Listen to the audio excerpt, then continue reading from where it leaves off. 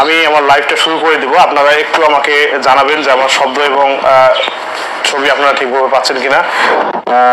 তো আমি breaking news শুরু করবো তার আগে আপনাদের কাছে একটু রেসপন্স চাচ্ছি যে আমার শব্দ এবং ছবি আপনারা পাচ্ছেন কিনা আমাকে একটু জানাবেন, তাহলে আমি শুরু করে দেবো আজকের আমার হাতে থাকা সর্বশেষ লাইভ আপডেটগুলো যেগুলো সারা পৃথিবীতে ঘটে যাচ্ছে। এবং আপনাদের কাছে আমার একটা লাইভ দেখছেন তারা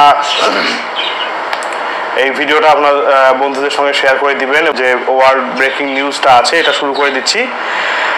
যা হোক, এখন আমি আপনাদেরকে একটা সুসংবাদ দিব। সুসংবাদ বলবো এই কারণে যে আপনারা জানেন যে মধ্যপ্রাচ্যে আমাদের মুসলমানদের সর্বোচ্চ ধর্মীয় যে স্থান রয়েছে মক্কা মদিনার পরে, সেটা হচ্ছে আল আকসা এবং এই আল আকসা মসজিদ। এবং এই অঞ্চলে যে জাতিটা রয়েছে আমাদের, সেই জাতির উপরে চরম নির্যাতন এবং নিপীড়ন চালাচ্ছে দখলদার একটি দেশ।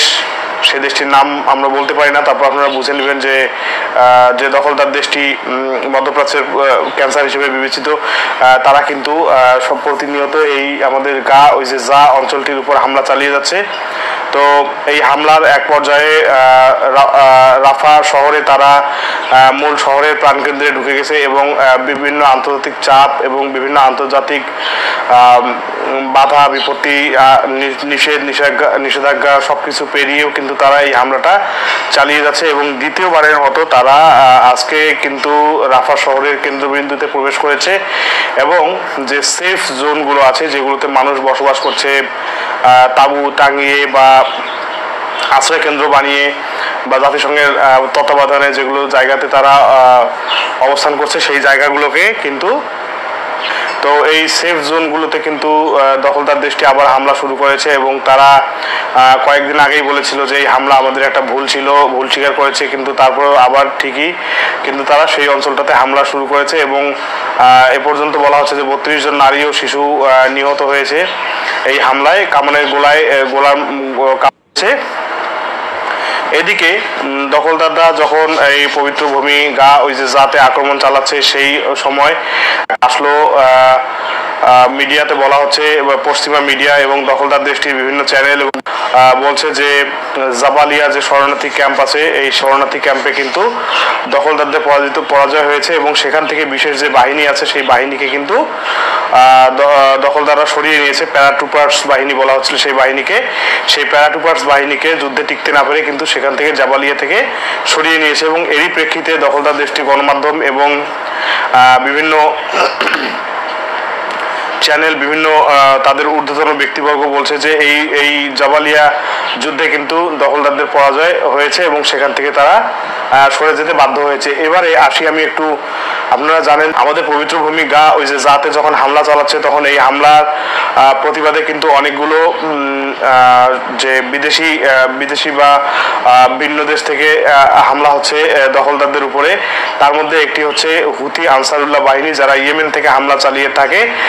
তারা গতকালকে সেঞ্চুরি পালন করেছে। সেঞ্চুরি পালন করা মানে বোঝাচ্ছে যে 100 রান করা এখানে নয়, এখানে হচ্ছে যে দখলদারদের এবং তাদের মিত্র আমেরিকা এবং ইংল্যান্ডের সর্বমোট 100টি বড় বড় জাহাজ, যুদ্ধ জাহাজ, বলা হচ্ছিল যে 94টি জাহাজ তারা ডুবিয়ে দিয়েছে বা 94টি জাহাজে তারা হামলা করেছে।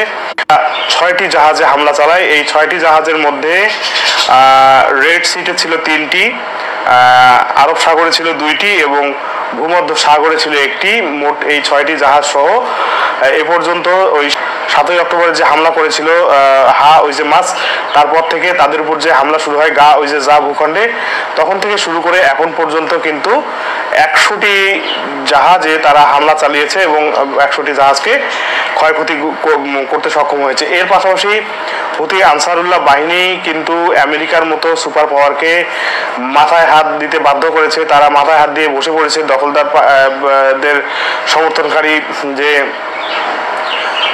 আমেরিকা এবং তার দোসররা রয়েছে তারা, কারণ আমেরিকার সবচেয়ে বলা হয় যে সবচেয়ে দামি এবং সবচেয়ে শক্তিশালী উচ্চ প্রযুক্তির ক্ষমতা সম্পন্ন যে ড্রোন রয়েছে বিদ্রোহীরা ধ্বংস করেছে। কিন্তু গতকালকে প্রথম হুথি আনসারুল্লাহ বাহিনী কিন্তু প্রথম একটি ড্রোনকে ভূপাতিত করা ছাড়াই খুব সহজেই সেটা সফটওয়্যারকে হ্যাক করা তারা দখলে নেয় এবং বলা হচ্ছে বেশি রিভার্স ইঞ্জিনিয়ারিং, আমরা যেটাকে বলি যে নকল করা বা টেকনোলজিকে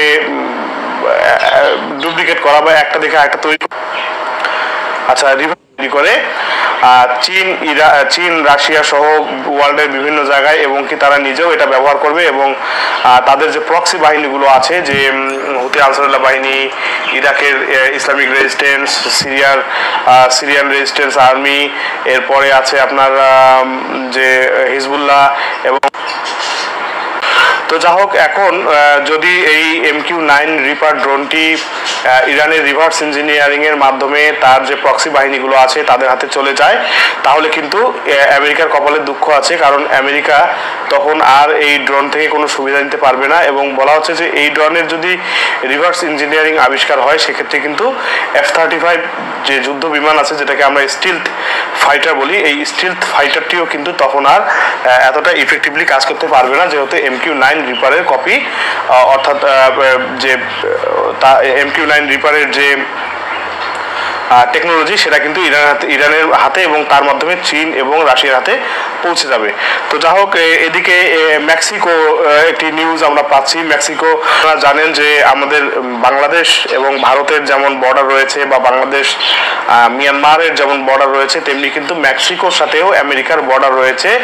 সেই মেক্সিকোতে যে তাদের যে প্রতিক্রিয়া জানিয়েছে দখলদার দেশটি, এবং সারা পৃথিবীতে থাকা দখলদার দেশটির যে অ্যাম্বাসিগুলো আছে তাদেরকে সতর্ক অবস্থায় রেখেছে, এবং কিছু কিছু অ্যাম্বাসি তারা বন্ধ করে দিবে বলে ঘোষণা দিয়েছে। এদিকে যে আপনারা জানেন যে ব্রাজিলের প্রেসিডেন্ট লুলা ডি সিলভা, তিনি বরাবরই, তো লুলা ডি সিলভা গতকালকে এই যে তারা রাফা শহরে যে হামলা চালাচ্ছে, নিরীহ নারী, শিশু এবং মানে বয়োবৃদ্ধ এবং অসহায় প্রত্যাহার করে নিয়েছে, অর্থাৎ ব্রাজিল তার রাষ্ট্রদূতকে প্রত্যাহার করেছে।